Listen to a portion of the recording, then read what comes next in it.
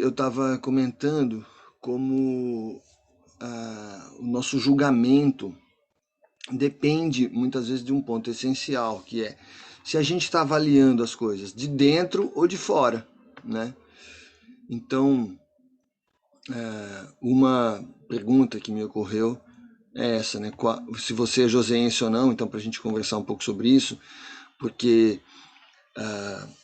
em São José é uma cidade que absorve muita gente de outros lugares, né?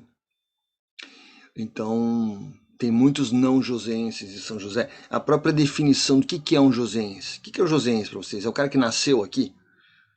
Necessariamente nasceu? O que faz a gente considerar joseense uma pessoa, né?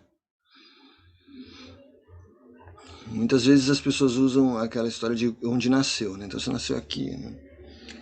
No meu caso, eu tô aqui, vai fazer 20 anos, né? Em algumas conversas com gente da cidade, nascida aqui mesmo, eu ouço coisas do tipo, mas você não é daqui, né? Eu penso, poxa, mas 20 anos é um tempinho razoável, né? Já, né? Enfim. E aí, assim, quais são as características mais marcantes do joseense? Se vocês pudessem descrever, enfim, resumir a uma ou duas palavras, assim, que caracterizam mais, o que vocês diriam? Vocês podem colocar no chat, ou se quiserem, pode abrir o microfone também, enfim. E aí eu quero saber, né, como é que é o joseense para vocês. Eu tenho aqui, deixa eu pensar, algumas palavras que caracterizam o joseense. Eu acho que tem sabe, uma certa vaidade, não tem no joseense, aquela coisa do orgulho, orgulho.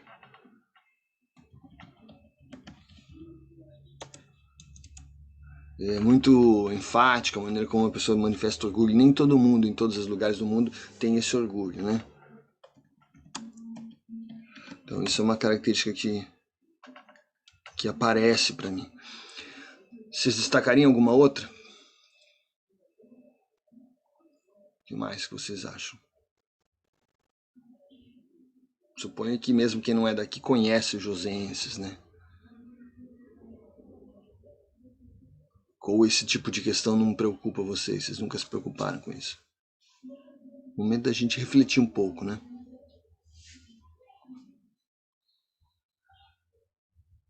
O que mais que a gente pode dizer do joseense, né?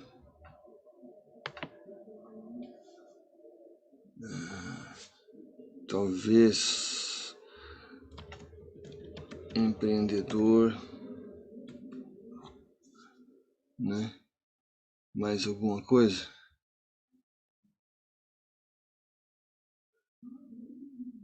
Seguro. Será que joseense é seguro? Isso é uma dúvida sempre. Compreensivo e empreendedores. E a Jennifer? Então tá. Já temos essa característica de empreendedor, é uma coisa que então que aparece mesmo, né? Muito bem. Mais alguma? É como uma cidade mais pro interior. Olha que legal! Chegou essa mensagem aqui, ó. Acho que é como uma cidade mais pro interior, tem uma ideia de família e união por trás das pessoas. Esse conceito de família, essa importância da família, bem, olha que legal, bem observado. E essa pessoa que me escreveu, não sei se eu posso dizer quem é, mandou mensagem direta. Será que é de São José que está falando isso? Eu achei excelente esse comentário. Então, beleza. Então, vamos lá, vamos colocar, vou abrir assim, colocar joseense, família. Sim, faz sentido mesmo. Joseense. Bom, tem coisas que são um pouco relativas, né? Quando a gente vai avaliar características, né? Por um lado, eu percebo, eu não sou daqui de São José, eu moro há 20 anos, então, de certo modo sou já, né? Mas tem gente que não considera muito, né? Tem muita gente que fala, por exemplo, aspectos como tradição, sabe? Aquela coisa desse lugar aqui, tem uma história e tal. E é curioso, quando a gente pensa nisso em nível mais amplo, a Jennifer está colocando, a gente acaba se adaptando com o local, é isso mesmo. A gente acaba meio que se fundindo, né? Não tem como a gente ser totalmente indiferente ao lugar que a gente está, né? Se for um lugar totalmente diferente da nossa formação, da onde a gente vem, vai haver esse choque, mas tem também isso bem colocado. A gente vai meio que adaptando, né? E a cidade, de certo modo, ela, como diz o Zagallo, técnico de futebol, né? Tem que nos engolir, né? A gente acaba. É uma coisa assim, né? Bom, mas falam-se de tradição, e aí eu penso assim, tradição como, né? Porque São José é uma cidade, gente, que se vocês forem estudar a parte histórica, a explosão mesmo habitacional, populacional, a urbanidade é super recente, né? Está associada com a Via Dutra. Então a gente está falando aí dos anos 60, né? Anos 60 são o quê? 60 anos, né? 60 anos de urbanização mais explícita. Isso em termos urbanos é nada, né? Se você comparar, por exemplo, com qualquer cidade europeia, tem um embate interessante, né? Que é quando um europeu vai para os Estados Unidos e vai visitar um lugar e as pessoas, e aí o americano fala, nossa, aqui é uma tradição, aquele lugar histórico, tem 100 anos, tal. E para o europeu 100 anos não é nada, porque eles têm uma história registrada, enfim, que é milenar, né? Assim como a Índia, assim como a África, tem uma tradição, uma história, seus povos, né? Então, 100 anos, 60 anos, aqui no caso de São José, isso é muito pouco, né? Se a gente pensa mesmo, talvez comparando com São Paulo, que está aqui do lado, né?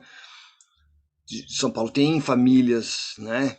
Com uma tradição bem maior, né? Mas, enfim, interessante, né? Se a gente olhar desse modo mais amplo, a gente começa a relativizar um pouco. Mas vamos lá. Vou seguir aqui a nossa conversa. Eu quero falar então para vocês de alguns nomes, de algumas pessoas importantes, né, nos estudos sociais e que se relacionam com os estudos da cultura. Então, um nome legal da gente falar é a Margaret Mead. Viveu no século XX, foi aluna do Franz Boas, que foi um dos iniciadores da antropologia, da sociologia lá nos Estados Unidos. Ele foi para os Estados Unidos, né? E ela estudou, ela foi aluna dele, ela estudou os chamados padrões culturais. O que são esses padrões culturais? São comportamentos e práticas regulares que produzem realidades específicas. Então é isso, você está dentro de um ambiente, né, você acaba convivendo com certos padrões culturais. Um foi comentado aqui, a valorização da família, tá? Tem lugares onde isso é um pouco diferente, né?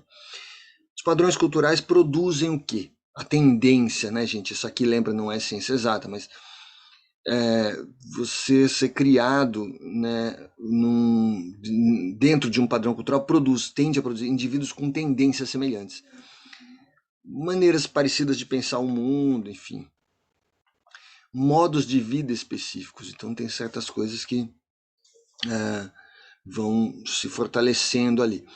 Dá para pensar isso desde a maneira de ver o mundo até coisas muito simples, né? A gente pode pensar, por exemplo, no bolinho caipira, sabe, uma instituição do Vale do Paraíba, tal, que fica aquela briga de que cidade que criou. São padrões culturais. Então você vive nesse lugar e acaba, isso vai chegar para você, né? Aí um exemplo que eu estou trazendo para vocês é o American Way of Life. Essa expressão era muito utilizada tempos atrás, não sei como é que está hoje, para descrever o modo americano, né? O modo americano de viver a vida, tal, American Way, que é um pouco isso de empreendedorismo, de eu consigo, eu faço, tal. E o gozado é que nos Estados Unidos, talvez nos anos 40, 50 do século passado, quem fez muito sucesso foi a Carmen Miranda, que todo mundo lembra, pensa como um símbolo brasileiro, que na verdade era uma portuguesa, né? Mas que tinha a sua formação cultural brasileira, representava o Brasil no exterior e tal. E ela ficou famosa nos Estados Unidos cantando uma música que mencionava explicitamente o South American Way, ou seja, o modo, né, o modo de vida da América do Sul. Então a gente tem aí essa contraposição. De certo modo, quando ela cantava isso, ela estava enfatizando que é um jeito diferente de viver quando comparado com os americanos. O americano que a gente se refere é americano do norte, né? América do Norte, Estados Unidos. Então, essas diferenças aparecem, né? E são reconhecidas, ainda que intuitivamente a gente percebe, né?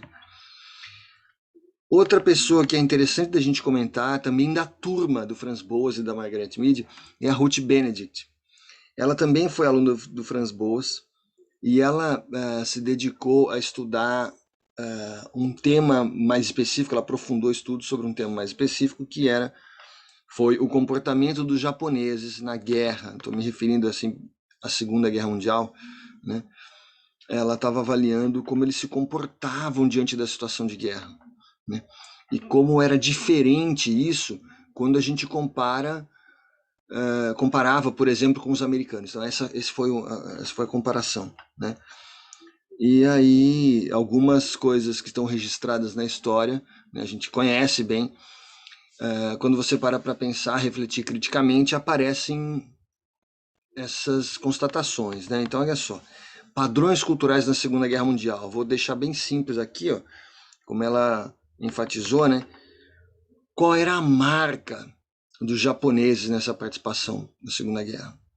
Os japoneses, eles tinham, vocês não sei se já ouviram falar essa expressão kamikazes. Vocês sabem o que é um kamikaze? Kamikaze eram aqueles pilotos, né, japoneses que entravam no avião para morrer, né? Eram suicidas, eram ataques suicidas que eles faziam, né? Então o cara enchia o avião de bomba e ia se jogar em algum lugar, né? A gente hoje tem isso também um pouco no fundamentalismo, né? Em alguns países aparecem esses caras homem-bomba, vocês devem ver isso, né? Se associa muito com a ideia de terrorismo e tal. É uma questão cultural, de alguma forma essas pessoas são criadas num padrão que significa tá relacionado com a ideia de que você pode você passa na frente a nação, enfim, sei lá, na frente de tudo, e você se precisar você morre e tal, se mata. E aí o problema é que quando nesse contexto você se mata, mas leva um monte de gente junto, né?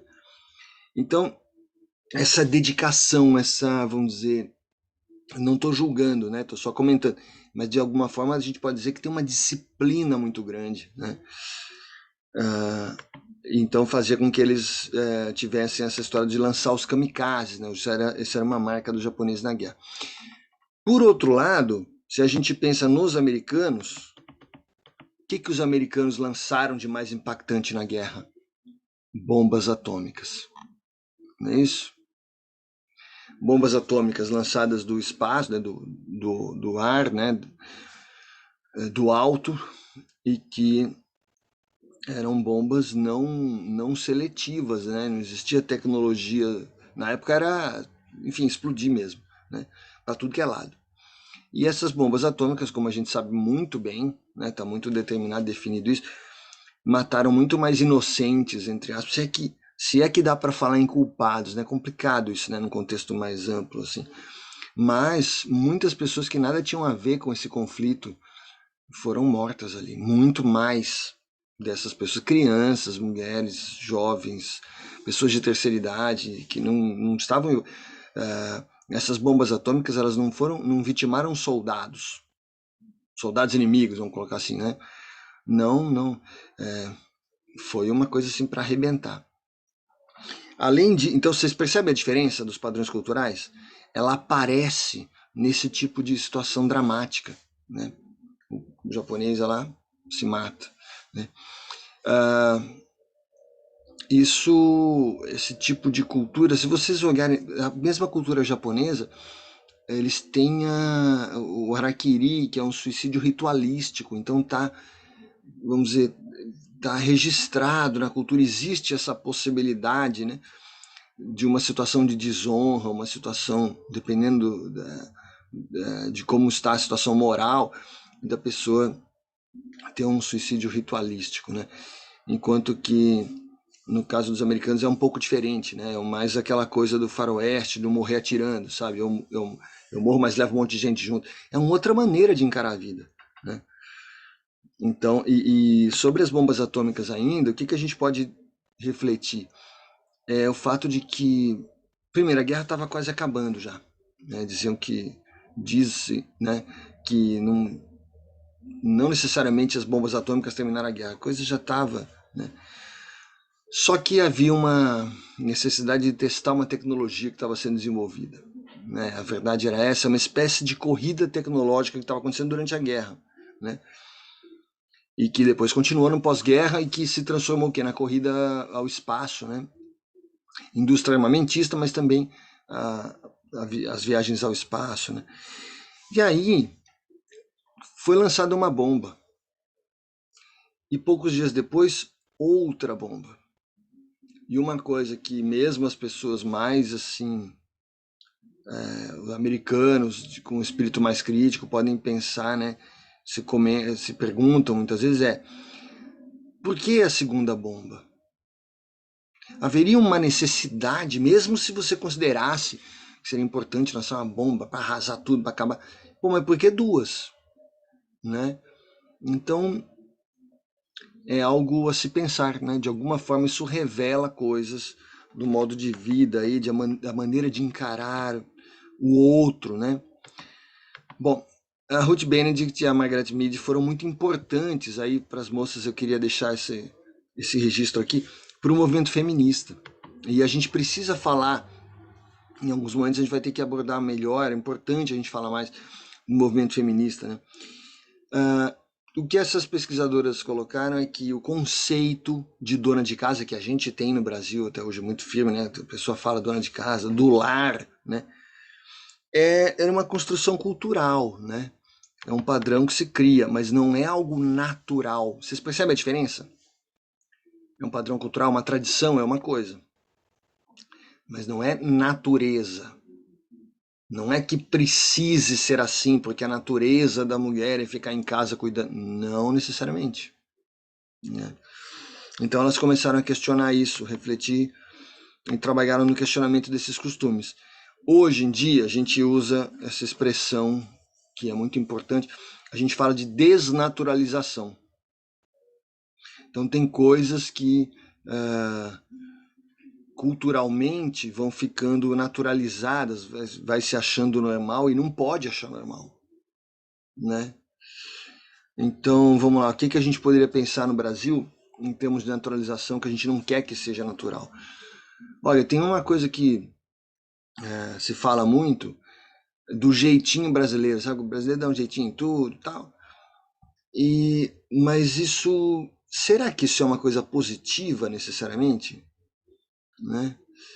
E aí alguém faz uma coisa errada e não, mas ele tá dando um jeitinho ali, é porque não podia estacionar naquele lugar, ele colocou o carro meio torto ali, que é para não ocupar né, para ficar com uma parte na calçada, e vai relativizando as coisas e naturalizando um jeito ali, quando aquilo talvez não devêssemos naturalizar esse tipo de coisa. Vocês entendem isso? Estou falando bobagem ou vocês concordam com isso? Será que tem algum outro fenômeno de naturalização que a gente precisa desnaturalizar? Nossa, acho que tem um monte, né? Então, se a gente pensar nas estatísticas de mortes que a polícia causa, né? Mortes por tiros de armas policiais, se é uma coisa que a gente acha normal, talvez não devesse, talvez, né? Em outros lugares, a polícia tem que prestar um depoimento, fazer um relato justificando muito claramente o que aconteceu, né? É uma coisa muito complicada isso, né?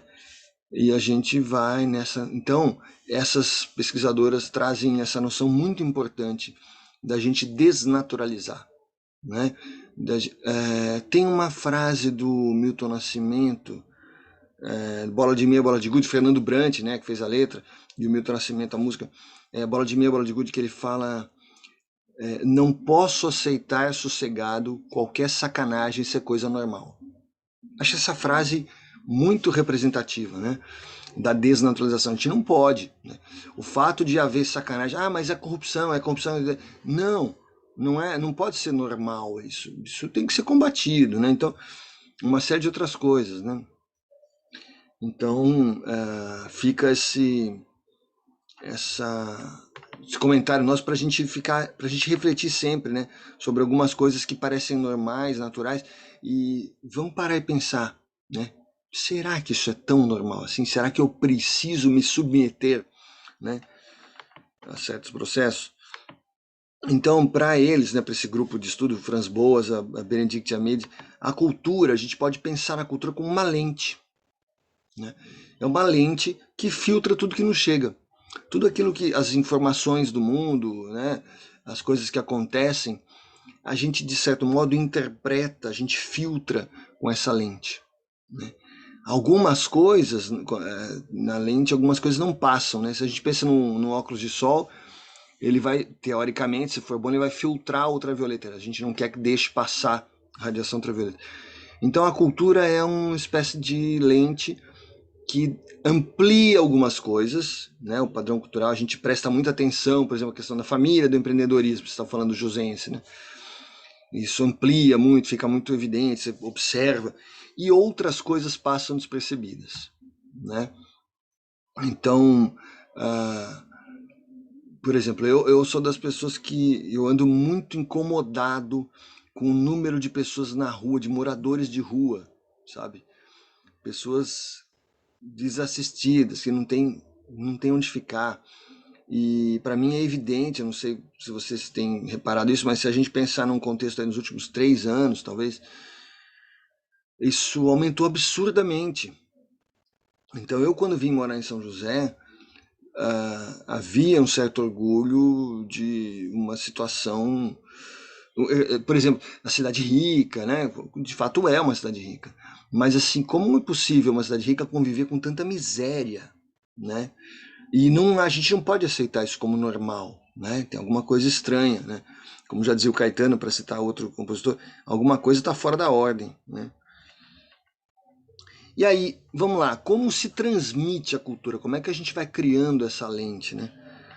Bom, a cultura se transmite principalmente através da linguagem. Vocês concordam?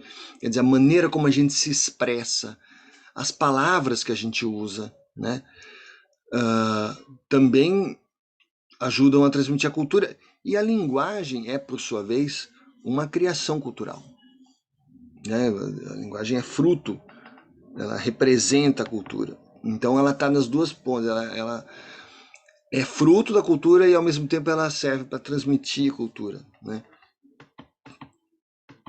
Aí tem vários exemplos possíveis, não sei se vocês teriam algum outro. Estou destacando aqui o fato da gente ter a palavra saudade na língua portuguesa. É uma coisa que muito se comenta, né? Sempre um exemplo utilizado, né? E que, sei lá, nos Estados Unidos você não vai falar que está com saudade. Você vai. Tem uma expressão parecida, né? Talvez você teria que se colocar no Google Tradutor, provavelmente vai aparecer I miss you, que é engraçado pra gente, né? Eu perco você, eu tô sentindo. É uma tradução. Veja, não é literal, né? Então a maneira de expressar isso tá faltando alguma coisa, I miss you, né? Mas é diferente da saudade, que tem tem uma palavra específica para isso, né? Bom, aí, a partir dos anos 60, vários antropólogos, né, começaram a falar sobre o caráter dinâmico da cultura. Cultura não é uma coisa estabelecida, fixa e pronto. A cultura alemã é assim, a cultura brasileira é assim, a cultura inglesa. Não necessariamente. Essas coisas estão em movimento. Então, David Schneider, Clifford Geertz, Marshall Salins e outros, né, começaram a comentar isso. A cultura é algo que está sujeito à mudança constante. E o fato de que a cultura está sujeita a mudanças constantes potencialmente, eu acho que, minha opinião, eu acho que isso justamente dá força para a gente desnaturalizar coisas, não é isso? Por que a gente vai aceitar tudo como normal, como natural, se a gente tem o poder de de mudar, de reconfigurar, de criar uma nova cultura, né? Através dos bons exemplos, através do voluntariado, muitas vezes, enfim, mas a gente pode ir criando, né? Tô lembrando de um fato na Colômbia, um cara que eu conheci, digamos que ele trabalha na área de educação, né? E ele, num certo momento, estava incomodado com coisas que aconteciam, e ele começou a ir numa praça da cidade dele e fazer esses debates, como a gente está conversando aqui, fazer bate-papo, contar histórias, enfim, e fazer vamos dizer, um fórum ali todo fim de semana. Eu não lembro se era sábado ou domingo, uma vez por semana ele ia na praça e passava a tarde lá conversando com as pessoas, e as pessoas falavam, tá dialogando, trocando ideias sobre o mundo e tal. Quando eu o conheci, ele fazia isso há 10 anos. Há 10 anos ele ia naquela mesma praça, né, no fim de semana e tal. Então, o que ele estava fazendo? Você fala assim, é trabalho de formiguinha. É mesmo, né? É uma coisa assim, já não tem um apoio do governo, não é isso. Mas é uma pessoa, como a gente tem exemplos locais também, né? De pessoas que vão criando um hábito, vão criando uma cultura. Quer ver um exemplo que a gente tem aqui em São José? Uma conhecida minha, a Miriam Cris, que criou uma biblioteca solidária, né? Então, na rua dela, ela transformou a casa dela, a garagem lá, numa bibliotequinha. Tem outros lugares também, Jacareí tem uma biblioteca solidária, legal isso, né? Então, um grupo de pessoas se organiza, aquela garagem ali vira uma biblioteca comunitária e tal. As pessoas podem doar livros, né? E, poxa, isso acaba mudando um pouco a cultura local, mesmo que seja no bairro ali, na região, na rua, que seja naquela quadra, não importa, mas está mudando, de alguma forma está criando alguma coisa. Vocês entendem isso? Então, é a gente poder ser protagonista de alguma coisa, né?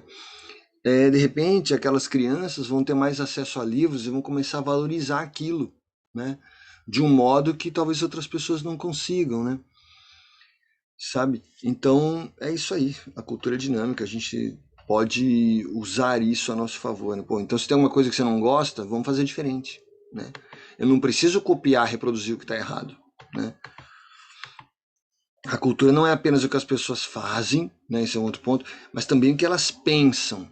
E se a gente pensa alguma coisa e vai conversar, a gente comunica através da linguagem. Então tá aí de novo a linguagem como importante, né? Mas tem outro ponto, né? A linguagem, sendo uma construção cultural, ela também transmite preconceitos, né? Sabe aquelas expressões? Tem expressões que são preconceituosas. Vocês saberiam citar alguma? Vocês lembram assim de A alguma coisa? palavra mulata vem de mula. É mesmo? Olha, eu não sabia dessa origem. Caramba, olha só. Puxa vida, não sabia não. E tem, de fato, tá vendo? Olha, aprendi essa, obrigado. E são várias expressões mesmo que a gente tem. Nortear. Então essa aqui não está falando nada de mal, mas você tem que se nortear, ou seja, como se fosse alguma coisa muito boa, né? Você se orientar, você vai se nortear. Então o norte é valorizado, né? Denegrir. Denegrir é uma coisa, uma palavra que tem sentido, significado negativo, né? Tá denegrindo, tá falando mal. E tem ali o negro dentro disso, né? Então, transmite um O, preconceito. o termo criado mudo também é. Nossa, Porque esse é super forte, né? E muitas pessoas falam e nem pensam no que está falando, né? De fato, né? Então, a gente no Brasil, se a gente parar para pensar, e veja, e repara que a gente não costuma refletir muito sobre isso. Muitas pessoas usam esses termos como de forma naturalizada, né? Como se fosse normal. Não precisa ser normal, né? A gente tem muitos exemplos por aqui. Aí coloquei, pense em outras palavras que trazem visões do mundo em sua construção. Tivemos essa colaboração importante aqui. Vocês podem pensar outras, né? De fato, né? A gente tem que ficar atento com a maneira como a gente se expressa, né? Muitas vezes, isso tem acontecido, eu tenho vivenciado isso cotidianamente, acho que todos nós, né? De um jeito ou de outro, na nossa vida pessoal. às vezes uma coisa que te machuca não é, vamos dizer, o conteúdo do que a pessoa falou. Ela falou uma coisa que você achou horrível. Não necessariamente. Às vezes ela falou alguma coisa que, tá, você poderia conversar, mas a forma, né? A linguagem que usou, a maneira como falou, né? Então, isso é claro que vale para a gente fazer nossa reflexão, nossa autocrítica também. Quantas vezes a gente se expressa. Outro dia eu estava comentando sobre uma música lá que eu achei horrível, comecei a detonar, falei, nossa, coisa horrorosa. E aí a minha filha falou, mas espera um pouquinho, tá? Colocou. Temos que refletir, cuidar da maneira como você fala para não ser ofensivo, tem gente que gosta, tá? Enfim. E aí fiquei pensando mesmo, né? A gente tomar cuidado. Assuma a cultura, a frase do Clifford Geertz, assuma a cultura não como uma ciência experimental em busca de leis. Não é física ou química, é outra história. Mas como uma ciência interpretativa, à procura do significado, tá? Então isso é uma coisa que a gente precisa avaliar, né? Que essa cultura como interpretação também, né? Bom, tem um outro ponto que aparece aqui, são várias pontas dessa história, né? A gente vai abordando aos poucos. E tem uma questão que é colocada às vezes como perda, aculturação, né? Será, bom, vamos lá. Se a cultura não é simplesmente um conjunto de produções materiais, e sim mentais, não é isso? Construção mental. Então, os comportamentos e processos produtivos podem mudar sem comprometer a cultura, que é naturalmente dinâmica. Né? Será que a gente pode falar em aculturação? As formas produtivas elas vão destruir a cultura de um lugar? Talvez não. Né? Exemplos. Aí eu vou colocar algo que tem gente que critica, né? Mas vamos falar um pouquinho do rap, por exemplo. Né? Então a gente tem vários nomes do rap no Brasil, o movimento rap é forte no Brasil. Né? E aí estou trazendo, por exemplo, o Criolo e Emicida, que são expoentes, figuras conhecidas, né? Eles se apropriaram do rap. Rap, você sabe que é uma sigla americana, né? Já comentei com vocês, rap, Rhythm and Poetry, ritmo e poesia, né? Então isso nasceu dos Estados Unidos, ritmo e poesia, aquela fala rimada, tal. E o Criolo e o Emicida, dois exemplos entre muitos, né? Apropriaram-se do rap, dessa proposta, para criar obras que sim, a meu ver, a gente pode dizer que são obras brasileiras, né? A gente pode dizer que é um rap brasileiro. E tanto isso parece peculiar, tem o seu sabor local, né, cultural local, que eles viajam por outras partes do mundo, né, fazendo seus shows, enfim, difundindo seu trabalho, o que não necessariamente acontecia se eles fossem simplesmente copiar as coisas do exterior, dos americanos, né? Por que iam chamar um brasileiro se um americano faz igual? Então, o caráter, essa peculiaridade significa que você consegue dar sua marca e eu não chamaria. Tem gente que fala de aculturação. Será que é aculturação? Eu acho que não é necessariamente uma perda, vocês concordam? Na verdade, você vai fundir experiências, você aproveita uma linguagem, você coloca o seu sotaque, a sua maneira, ou então seus assuntos, né? Você traz assuntos do teu interesse para serem discutidos ali. Falei dos dois, mas tem MV Bill, tem tanta gente, né? Certo? Então, tá, o rap não nasceu no Brasil? Bom, mas existe um rap brasileiro. O futebol nasceu no Brasil? Não. O fato do futebol ser um esporte principal do Brasil, isso é aculturação? Vocês chamariam isso de aculturação? Sei lá, não necessariamente. A gente criou coisas em cima disso, né? Certo? A gente não está só copiando. Em algumas áreas até estamos, né? Mas aqui não, né? Falando do futebol, do rap, eu acho que a gente tem a nossa cota de criação original, de certo modo, né? Bom, aí falar um pouquinho do pós-colonialismo, né? No final do século XX, o movimento pós-colonialista começa a criticar os estudos acadêmicos sobre cultura. Começa a haver uma crítica. O que é? Que crítica é essa, né? É o seguinte: a gente fala muito, a academia, né? A universidade, enfim, escreve, fala-se muito sobre os oprimidos, aquelas pessoas que, vamos dizer, as classes sociais em situação mais vulnerável, né? Comunidades. Então começa a sair artigos, trabalhos, TCCs, mestrados, doutorados. E aí começa um movimento de crítica dizendo assim: cuidado, porque parte desses trabalhos você descreve aquela realidade social, inclusive, que é importante a gente falar, mas assim, e as pessoas que estão analisadas, os temas do seu trabalho, eles foram ouvidos? Você entrevistou essas pessoas? Você conversou com essas pessoas? Entende? Então a crítica é aquele trabalho, como é que a gente diria? É o trabalho de boutique, né? Que o pessoal às vezes fala. Que deixou tudo bonito, né? Falou com palavras bonitas tal, só que escutou mesmo as pessoas, sabe? É diferente você simplesmente fotografar e aí colocar a sua interpretação ou você deixar o outro falar.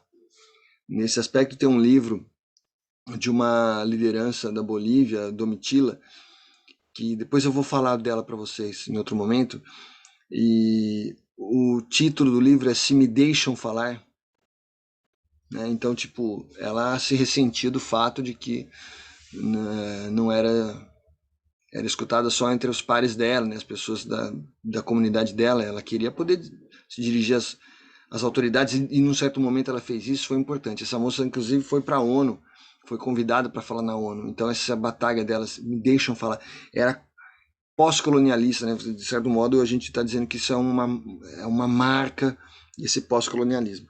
Eu quero me expressar, não é só, que bom que está estudando, né? Tá falando de mim, mas não, peraí, eu também quero eu falar de mim, né?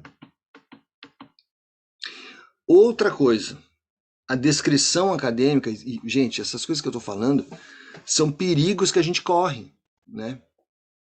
Então, você vai, de repente, fundamentar uma criação arquitetônica, você vai desenvolver um projeto, seu projeto é baseado numa comunidade indígena, isso é lindo, isso é maravilhoso, né? Mas, se possível, traga a referência dessas pessoas, né? Valorize a fala deles, né? Bom, a descrição acadêmica, muitas vezes, constrói estereótipos. O que é isso? A gente tem uma tendência natural do ser humano para se comunicar, né, para poder fazer um trabalho, para ser aceito por várias pessoas. A gente muitas vezes simplifica coisas. É normal, físicos como eu, a gente simplifica coisas também, né? Só que corre um risco da gente construir estereótipos, ou seja, a gente acaba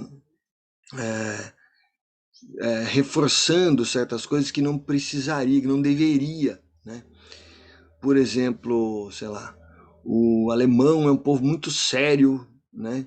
Muito sisudo, sério, bravo, enquanto que o brasileiro é aquele cara mais malandro, né?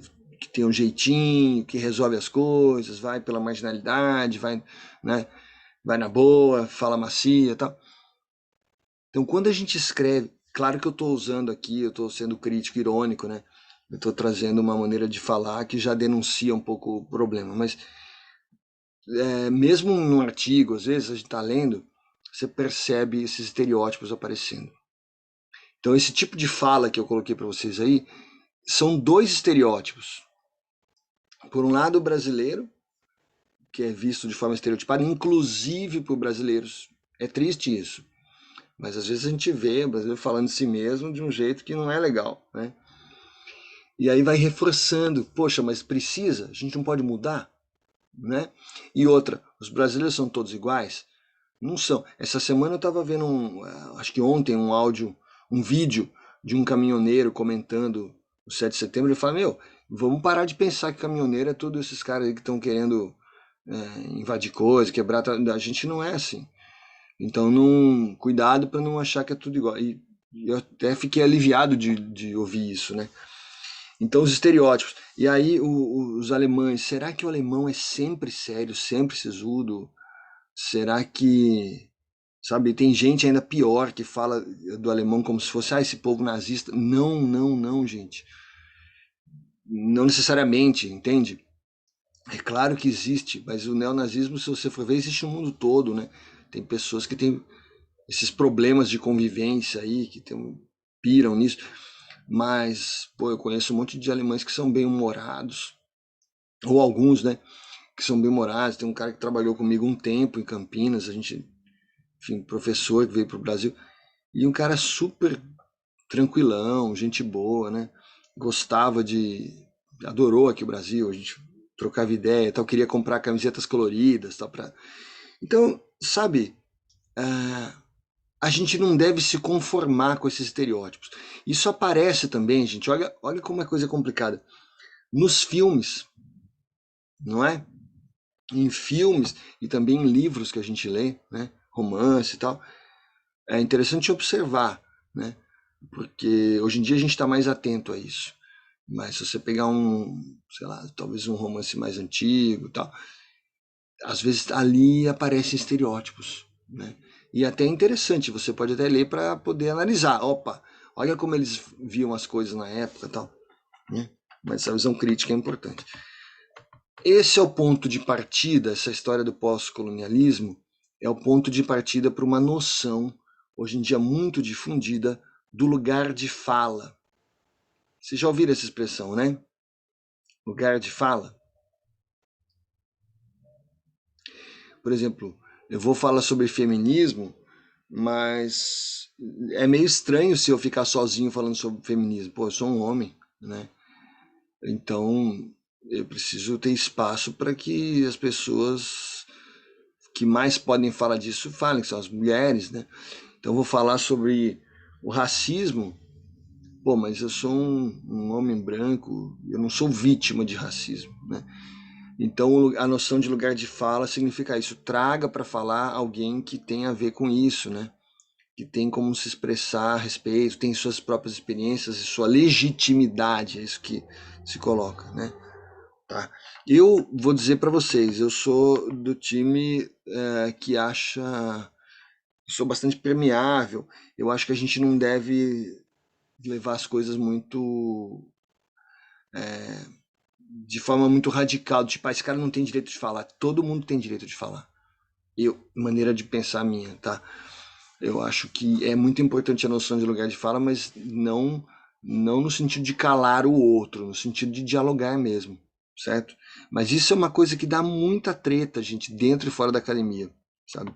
Tem outras histórias aí. Bom, aqui é um paradoxo que eu trago de uma noção do Nietzsche, né, de uma frase do Nietzsche que fala um pouco sobre isso. É um paradoxo que nos atinge, e não é de agora, é de sempre.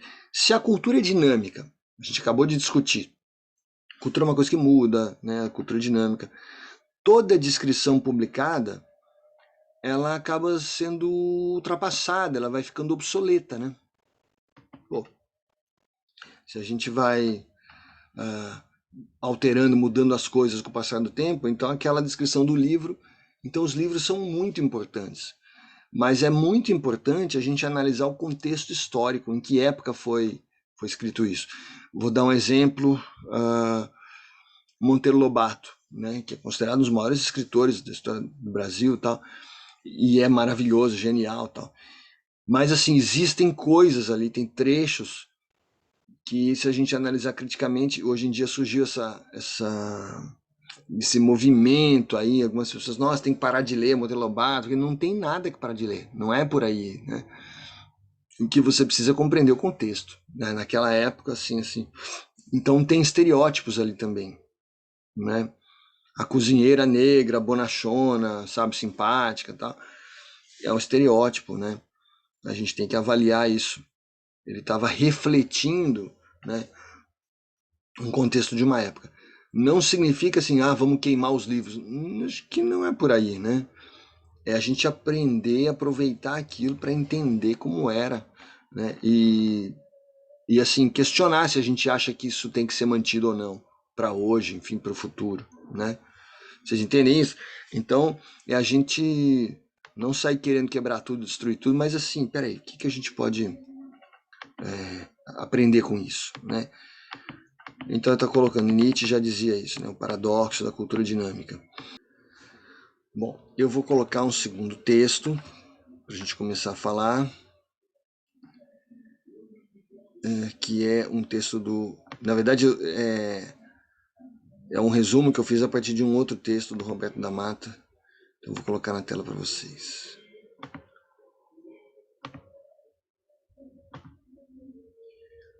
Opa, deixa eu ver se apareceu alguma... Olha lá, a Manuela está escrevendo, né? Isso é interessante. Podemos saber das culturas de outros lugares. Isso, esse que é o ponto. Isso é importante. Então a gente precisa discutir a cultura da América Latina, por exemplo. O Brasil está dentro da América Latina e a gente sabe tão pouco da América Latina. Isso é uma coisa que me incomoda. A gente fala tanto dos americanos, né? São referência para tanta coisa na nossa cultura, mas espera aí. Mas e os hermanos, né? Nossos colegas aqui do lado, né? Então, o Roberto da Mata, o antropólogo, né, escreveu um texto, já tem 40 anos esse texto, Você Tem Cultura? É para discutir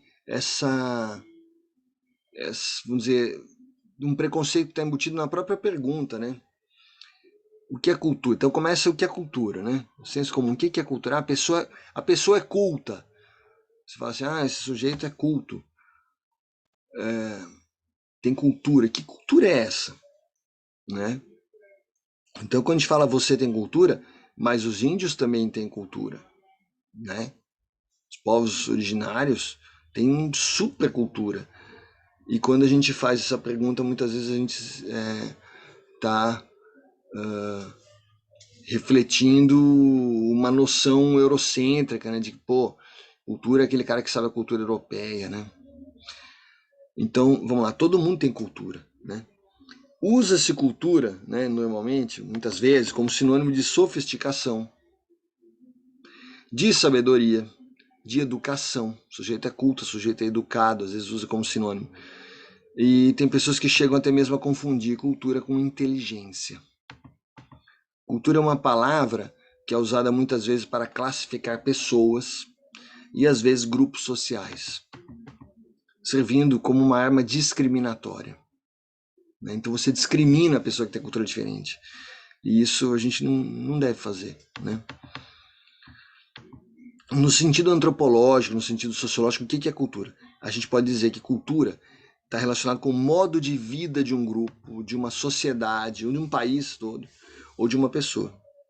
Cultura é o American Way of Life, a cultura americana. O South American Way, a cultura da América do Sul, o modo de vida da América do Sul. Então a cultura é um código através do qual as pessoas de um dado grupo pensam, classificam, estudam e modificam o mundo, né?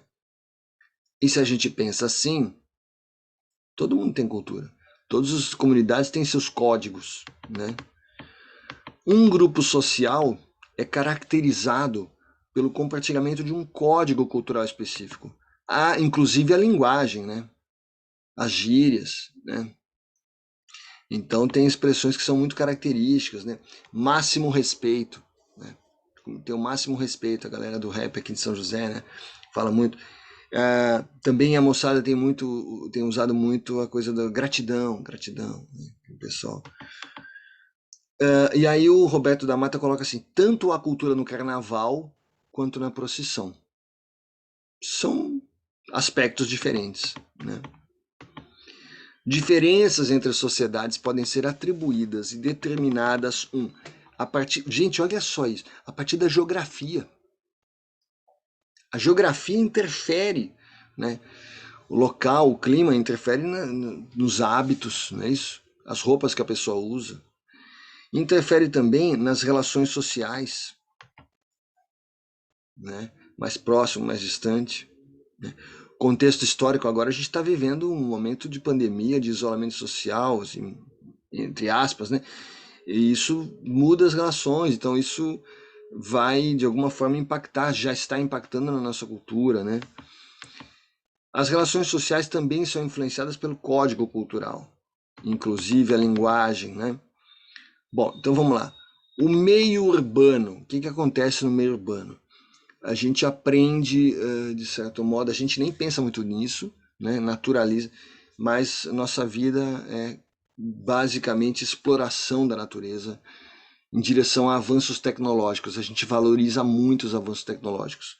Surgiu um novo modelo de celular, um novo computador, né? Isso a gente valoriza muito, né? Tava vendo ontem um vídeo de um cara assim alucinado falando de uma rede importante mundial de lojas, né? Enfim, de comércio, na verdade comércio eletrônico, e que agora eles estão entrando fazendo um caminho contrário do que se pensava, entrando no setor de lojas físicas.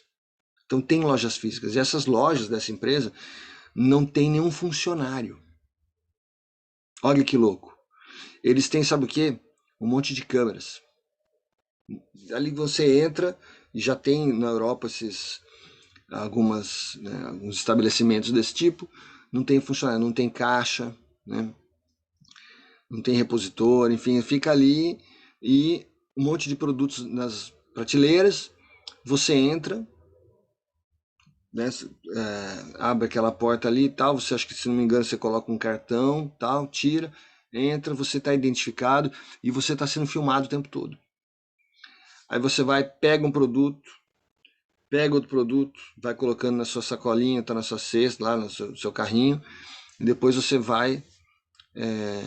Você não paga, porque o sistema já leu quem é você, já leu os seus dados. Cada vez que você tira um produto, foi filmado que produto você pegou, quanto custa. Quando você sai, aquilo debita do seu cartão.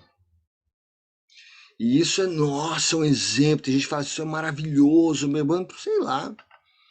Não me empolgo tanto assim, mas, né, a gente valoriza muito essas coisas, né, o meio urbano.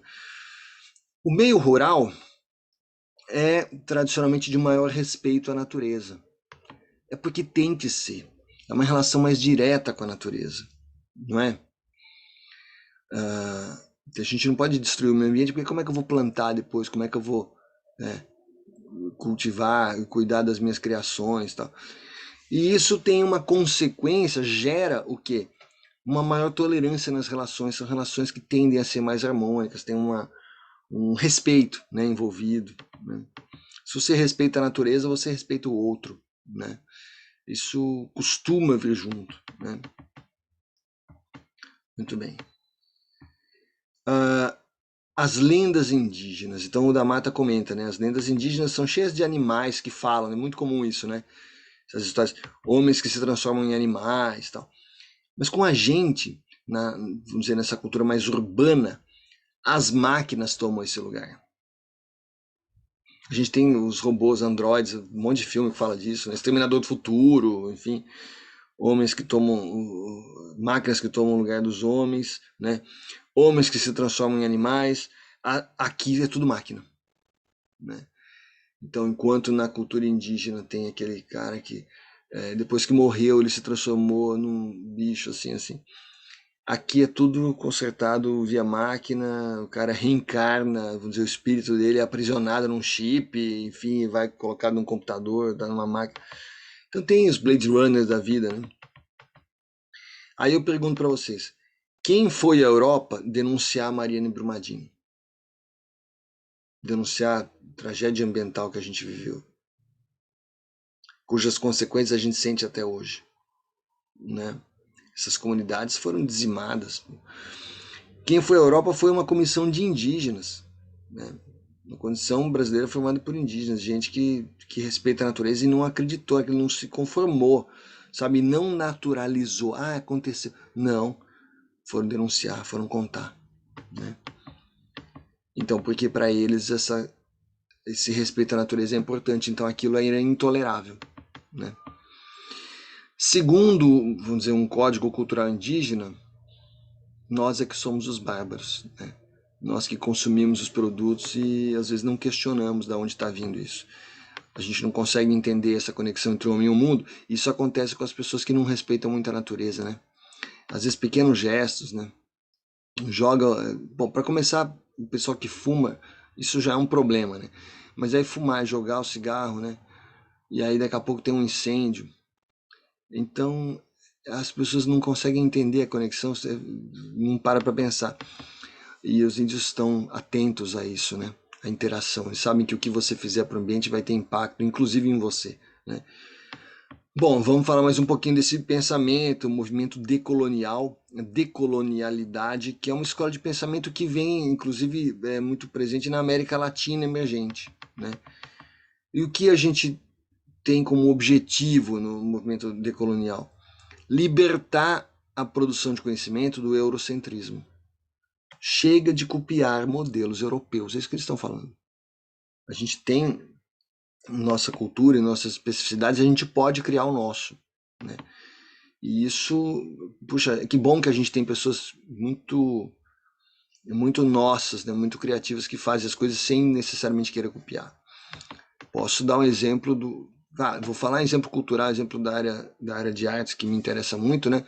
Augusto Boal, um diretor de teatro, ele não ficou, ele estudou demais as teorias, os europeus, enfim, mas ele criou um teatro, uma técnica teatral, um movimento que é brasileiro, que enfim, que é latino, né? O teatro do oprimido é um ponto de vista do oprimido, é o oprimido podendo se expressar, ele foi falar com essas pessoas, né?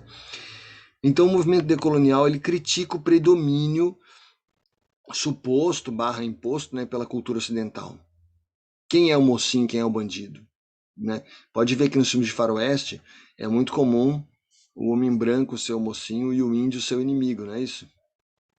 Só que ninguém perguntou para os índios se eles vêm desse jeito, né? Os índios estavam ali, de repente chegou um monte de branco com espingarda e começou a querer expulsar eles a tiro. E aí? Quem tá certo, né? Eu gosto de brincar com a coisa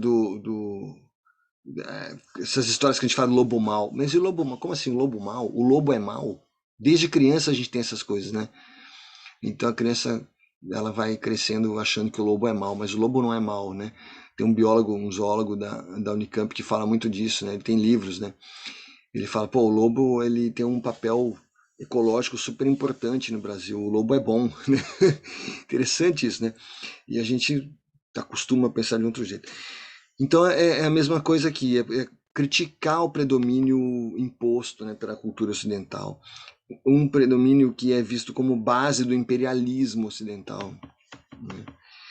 Na verdade, o que se busca é horizontalizar a relação entre culturas. Quer deixar as coisas mais horizontais mesmo. Acho que vocês entendem isso? De igual para igual, tá? Horizontalizar a relação significa uma relação de igual para igual. Sabe quando a gente fala muito de relação abusiva? Você já deve ter escutado isso, né? O que seria uma relação abusiva? Quando vocês ouvem essa expressão, alguém poderia dizer? O que vocês entendem por relação abusiva? Ou se quiser escrever. Uma relação em que uma pessoa se aproveita da influência que tem sobre a outra. Perfeito. E muitas vezes oprimindo, pressionando, né, obrigando, né, com base nessa suposta superioridade, influência, sim, né? Pois bem, a gente pensa nisso e a gente vê casos, né, desse tipo de opressão entre pessoas, não é isso? Mas eu vou dizer para vocês, também entre países existe isso, tá? Então a gente pode pensar nesse aspecto entre nações. Por que razão, né, que tem que ser tudo na forma como, sei lá, os americanos querem, daquelas condições, né? Por que a gente não pode se expressar? Por que a gente tem que aceitar, né? Então a relação precisa ser um pouco mais horizontal. De fato, a gente viveu no Brasil, posso citar o período Lula, né? As pessoas podem criticar, mas enfim, em termos de relação exterior, em relação com os outros países, foi um tempo interessante na diplomacia brasileira de relação de igual para igual. Tanto que, inclusive, ele falava em português, né? E não necessariamente tinha que falar na língua dos outros, tal. E era muito interessante como ele puxou um protagonismo que surpreendeu muita gente. Foi interessante isso daí, né? Tentando uma relação mais horizontal, de igual para igual. Isso vale de duas formas. Uma, quando você lida com os americanos, tipo, ó, vocês não mandam tudo não, né? Diferente que recentemente a gente teve um presidente que ficou correndo atrás do outro, dizendo I love you, I love you. Um negócio muito louco, gente. Pelo amor de Deus, não faz humilhante, né? Então, tentar uma relação mais horizontal. Mas só que tem o outro lado, né? O outro lado que é assim, você lidar com aquelas nações, a gente pode pensar em termos pessoais, aquelas pessoas, né? Ou então, como eu estou discutindo de modo mais político, global, com outras nações que são nações em situação de vulnerabilidade também, em situação mais difícil que a nossa, economias difíceis, né, com uma série de problemas. E aí, você buscar horizontalidade significa você não explorar esses países. Você estabelecer acordos que não sejam tipo, vou ganhar muito em cima daquele, né? Assim como você não quer que façam com você, você não pode fazer com outro. Então isso é uma coisa que tem muita gente que questiona. Nossa, mas o Brasil fez uma coisa que foi muito vantajoso para a África, tá bom? É uma postura, é uma decisão decolonial, é uma decisão de horizontalizar, de tratar de igual para igual. Tem gente que é a favor e tem gente que é contra.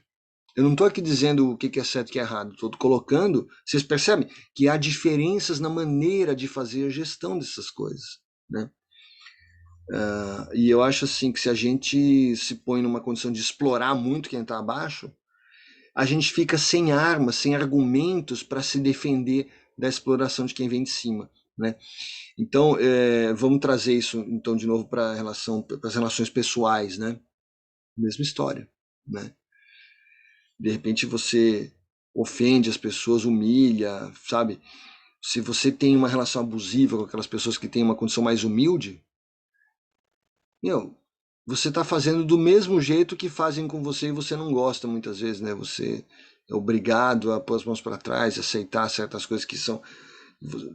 Teoricamente você pensa, pô, isso aqui é um absurdo, né? Então acabando com. E você de repente aceita. Então será que a gente precisa aceitar? E será que os outros têm que aceitar a gente, a nossa arrogância? Então, gente, é para a gente pensar o tempo todo, né? Eu quero aqui, eu gostaria muito de ouvir vocês sobre isso, porque eu acho que é uma coisa muito importante do nosso momento atual, do nosso, vamos dizer, do mundo mesmo, né? Essa questão da horizontalidade ou da falta dela, da falta de empatia, né? Dessa falta de respeito nas relações, né? Eu não sou dono da verdade, não. Estou colocando as coisas aqui para refletir, pensando junto com vocês, tá? Muito bem. E é um momento em que eu queria muito que a gente tivesse esse encontro presencial para poder discutir isso um pouco olhando olho no olho, né? Acho que também é um jeito de horizontalizar, mas enfim, a gente está respeitando todos os protocolos, né? Então, significa não considerar o outro nem superior e nem inferior, apenas diferente, né? Essa é uma postura de paz, de harmonia, né? Bom, já não se trata mais de fabricar somente mais e mais automóveis, conforme a gente pensava em 1950, mas de desenvolver nossa capacidade para enxergar melhores caminhos para os pobres, os marginais e os oprimidos, né? Não adianta aumentar a produção, mas para onde que estão indo esses carros, né? Ah, de repente é uma garagem que tem 2 carros, daqui a pouco tem 3, né? E o outro continua sem acesso. E outra, eu vou um pouco além do da mata, né? O exemplo dele, ele tem a sua relevância, mas é um exemplo também um pouco datado, né? Porque ele parte de um ponto cultural. O da mata estava imerso numa cultura de supervalorização do automóvel. Acho que está ficando velho e ultrapassado isso. Vamos lá, vamos fazer análise crítica, né? Será que hoje é o caso da gente ficar falando tanto de automóveis, né? Será que a gente não pode realmente passar a privilegiar espaços públicos, transportes públicos, os espaços públicos, você se locomover, né, de modo mais coletivo? Tudo bem, a gente está vivendo um tempo difícil hoje, né? Mas assim, e até mesmo andar a pé, né, a gente poder. Tem gente que pega o carro para ir na padaria na esquina. Acho uma coisa horripilante. A tendência, gente, é isso diminuir, esse problema reduzir, né? Porque, pô, pensa na poluição, né, envolvida, né, no trânsito mesmo, no desconforto, nos ruídos, tá? Mas a tendência é resolver, porque a coisa tá tão ruim aqui, os preços estão subindo tanto, né, que, meu, deixa o carro sem gasolina mesmo e vai a pé se você puder, né? Por muitas razões, né? Mesmo que você não seja uma pessoa preocupada com a natureza, mas se você tiver preocupação com o bolso, você já vai parar para pensar, né? É isso, né? No Brasil, a gente sempre teve uma tendência de hierarquizar culturas. essa cultura é superior, essa cultura é inferior. E isso, infelizmente, leva a gente muitas vezes a menosprezar a nossa própria cultura.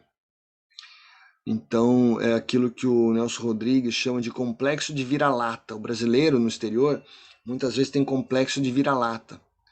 Chega e se considera como o pior dos piores e não precisa, tá? Um exercício antropológico aí eu tô colocando, né, repensar esse complexo de vira-lata. A gente não precisa aceitar tudo, né? Quem já fez isso, né? Então vou trazer exemplos históricos de repensar isso. Não quero ser vira-lata, eu não quero só copiar, eu não quero ser o primo pobre, sabe? Na literatura e nas artes, o ano que vem a gente vai completar 100 anos, né, do movimento modernista. Então os modernistas, eles queriam criar aqui sem querer ser lata de lixo do mundo, né? Não, ao contrário, ser protagonistas mesmo, sabe? O movimento modernista é muito interessante e, e é muito inspirador para vocês da arquitetura, né? O pessoal que trabalha também na criação, nos projetos, tem toda uma questão visual, né? Tem os pintores também modernistas, né? É muito interessante a gente olhar um movimento nacional, um movimento bem bonito, né? Na música, tem um monte de modelos e movimentos que a gente pode comentar. Eu estou trazendo aqui dois exemplos diferentes entre si. A bossa nova, que conquistou o mundo e tal, e os tropicalistas, que eu acho muito interessante, né? Os tropicalistas, de certo modo, eles trazem aspectos do modernismo, né? Atualizam aspectos do modernismo aplicando na música. Então, por exemplo, usar guitarra, né? Num certo ano lá num festival que teve de música brasileira, era proibido usar guitarra. Deu maior polêmica, né? Ah, guitarra proibido, o cara foi desclassificado. Gente, sabe? Sabe quem foi desclassificado porque usou guitarra? O Gilberto Gil. Um cara que é um ícone, uma pessoa maravilhosa, inteligentíssima e tal, mas e aí? Tá aberto para o novo, né? Será que aquilo era aculturação? Será que era perda? Meu, simplesmente porque está usando um instrumento com uma tecnologia mais nova para fazer música brasileira, né? Então os tropicalistas têm altas histórias, é muito interessante ler sobre isso, escutar o som, né? Então estão abertos ao exterior, não era gente fechada, né? Ah, só vale o que é Brasil, não, aberta para conhecer, para ouvir, para respeitar, para fazer o nosso. E também é o seguinte, gente, também é aberto para olhar para o passado e trazer de vez em quando eles faziam umas provocações. Até hoje a Bethânia faz isso, né, Maria Bethânia? Ela lança um disco, traz uma música de 1930, sei lá, e atualiza e canta hoje, né? Então a gente não precisa cuspir no prato que comeu, sabe? É muito interessante esse movimento, né? Essa independência. Isso é a independência. Né? A gente está na semana da independência dando essa aula. Então os modernistas, os tropicalistas, de certo modo, eles representam, vamos dizer, a independência em que eu acredito, né? É você ter contato, você não está fechado, mas você tem a sua autonomia, né? Vocês saberiam dizer algum outro exemplo, né? De movimento, enfim, ou talvez um autor, né? Que trabalha nessa coisa que é contra o viralatismo, né? Não, esse aqui é um brasileiro que se afirma como brasileiro e tal. Teria algum exemplo que vocês poderiam trazer? Falei dos modernistas, os tropicalistas. A gente pode falar do Oscar Niemeyer, por exemplo, né? O Niemeyer é um cara que ele não ficou copiando modelos, ele criou os modelos dele. Tá? E não estou dizendo que é assim uma coisa que todo mundo aceita, acha maravilhoso. Não, tem gente que questiona, mas pô, ele estava fazendo, sabe? Ele não estava simplesmente reproduzindo coisas. Né? Falei do Augusto Boal também no teatro, enfim. Mais exemplos? Cultura de maneira geral? Vocês são bem quietinhos, hein? Bom, então, gente, para fechar a nossa conversa, então, essa parte cultural eu queria passar para vocês. A gente ainda vai abordar isso em outros momentos, né? E eu queria compartilhar um pouquinho o final da fala da semana passada para o pessoal da saúde, que nem todo mundo da turma aqui estava presente. Então eu vou só mostrar uma coisa para vocês, é um outro jeito de estudar a realidade social, né? Tá aí, vamos ver se eu consigo ampliar. Vocês estão vendo tela cheia? Aí fica legal, né? Bom, então vou passar meio rapidinho aqui algumas perguntas, né? Um auxílio moradia de R$ 5.000 é justo? Questão cultural. Bom, o valor é de 5.000, mas o salário de quem está recebendo esse auxílio é 100 mil, 150 mil. Pô, gente, precisa. A gente não pode naturalizar isso. Tá na hora de a gente discutir. Pô, o Brasil tem tanta gente passando fome, você vai dar auxílio moradia de 5.000, o cara já ganha tudo isso, sabe? Então vamos parar com essa naturalização, né?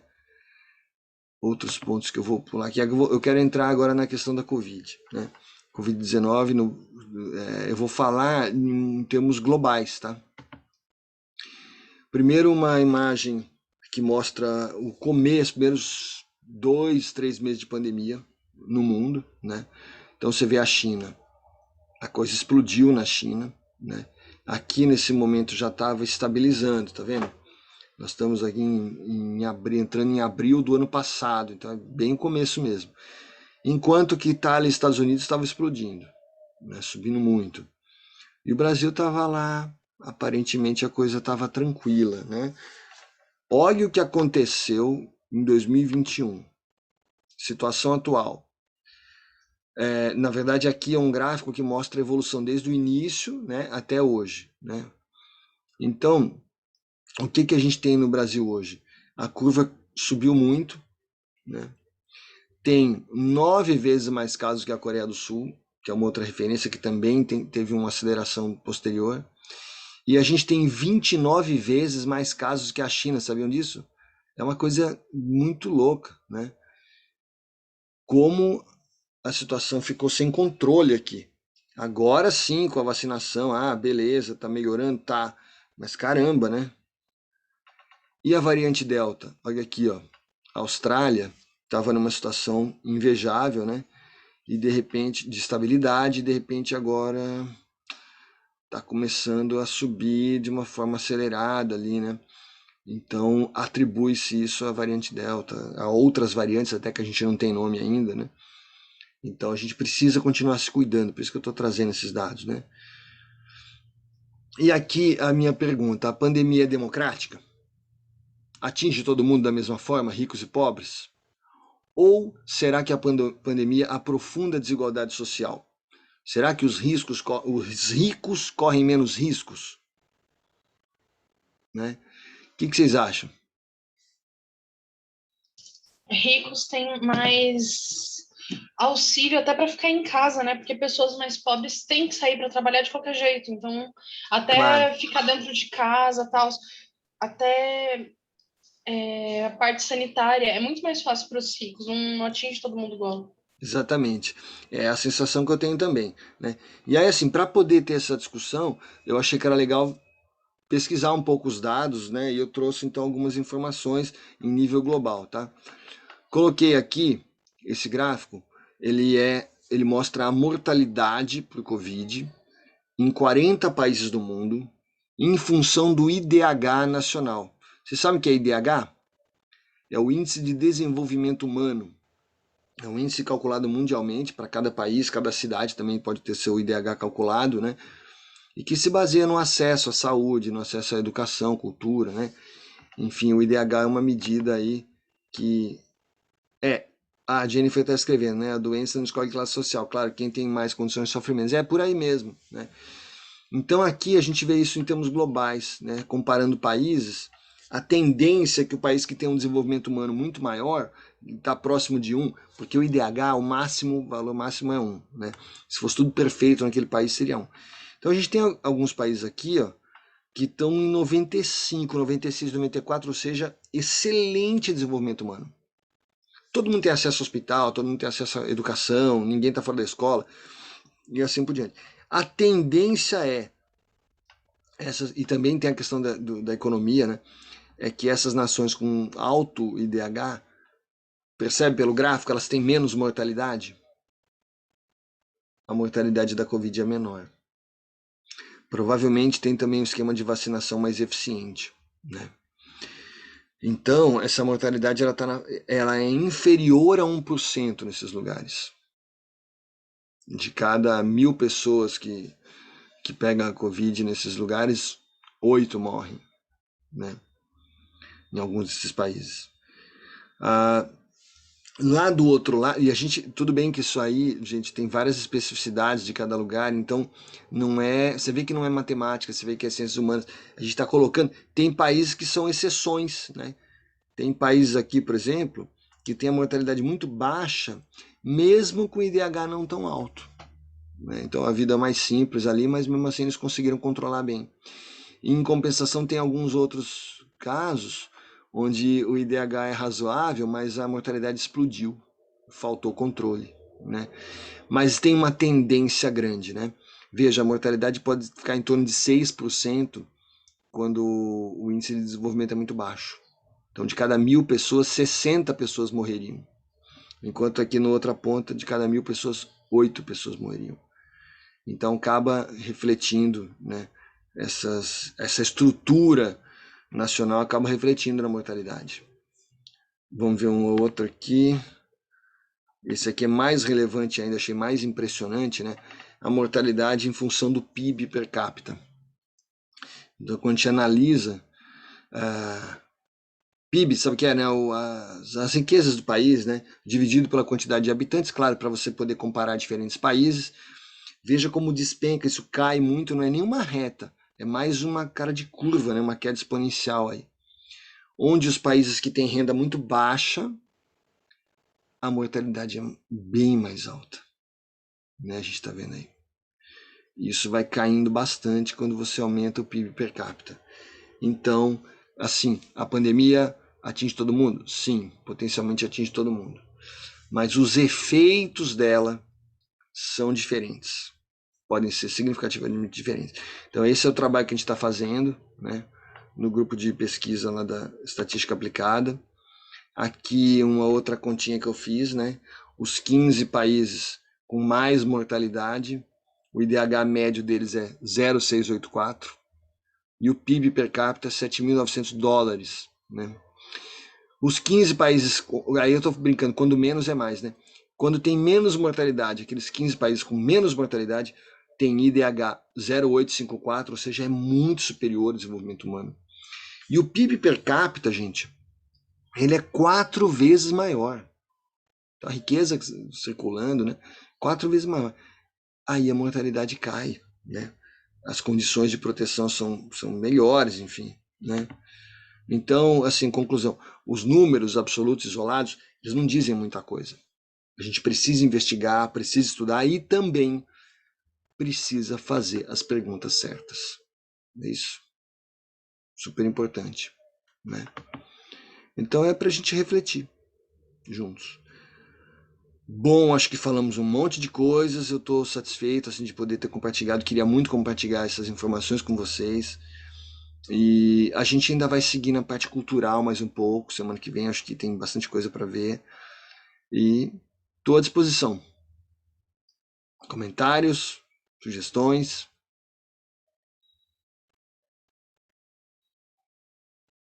Tranquilos?